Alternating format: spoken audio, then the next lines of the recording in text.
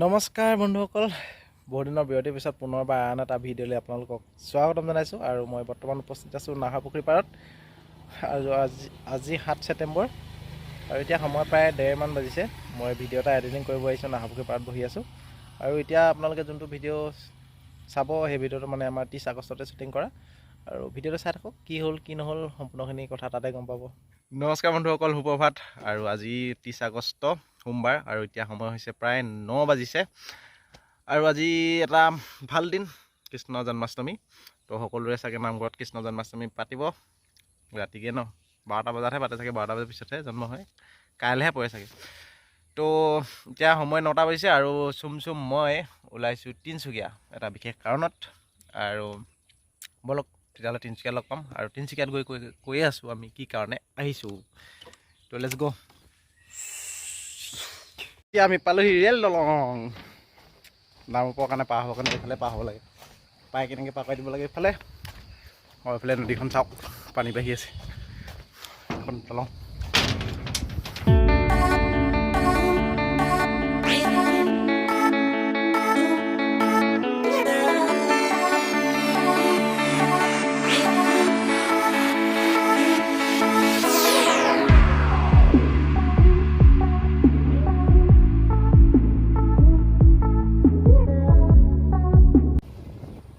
আৰু আমি আহি নাহৰকটীয়া টাউন পালোহি।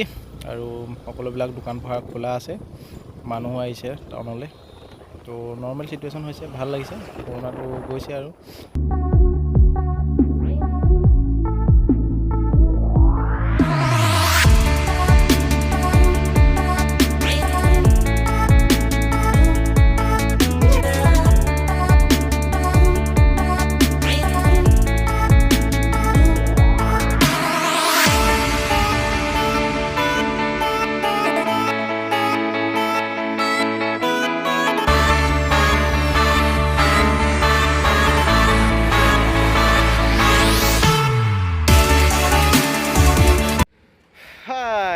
আৰু আহি আমি বহি দিহিং পাই গ'লোহি। চাওক, দলঙৰ ওপৰত আছোঁ এতিয়া।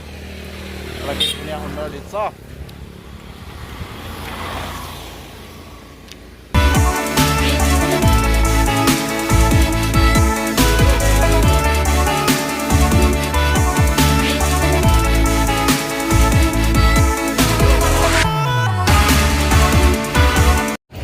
এইখনে হৈছে বুঢ়ীদিহিং। আমাৰ তালৈ ইয়াৰ পৰাই বালিচালি বনিয়ে নাহৰকটীয়াৰ পৰা।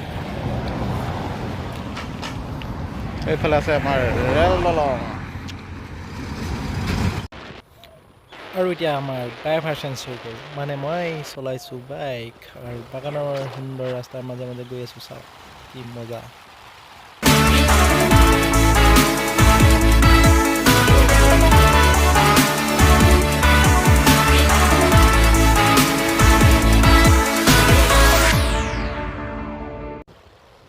আৰু এইফালে চাওক, ৰাস্তা কাষে কাষে কি ধুনীয়া ডলা চালনী বাঁহেৰে সজা বস্তু ৰাখিছে, ধুনীয়া লাগিছে।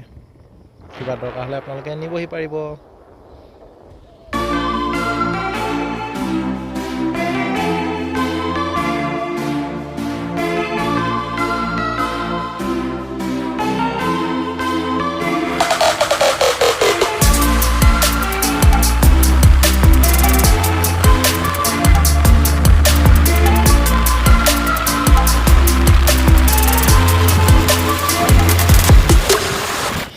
আৰু আহি আমি তিনিচুকীয়া পাই গ'লেই। চুমৰ কাম এটা আছে ষ্টেট বেংকত। তো সেই বেংকত সোমাইছে।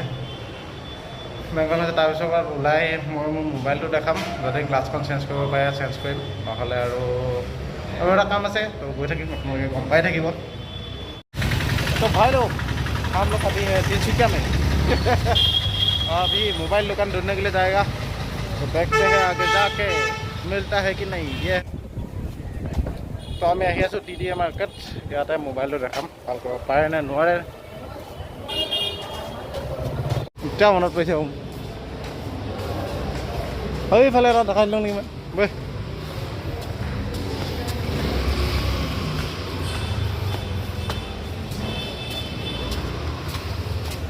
আৰু আমি এনেদৰে তিনিচুকীয়া এখন দোকানত সোমালোঁ। দোকানখনত মোৰ মোবাইলটো তাত দেখালোঁ। তো মোৰ মোবাইলটো ধৰি লওক এইটোৱে আৰু ইয়াৰ মানে ডিছপ্লেখন দেখিছে নহয়, ফাটি আছে।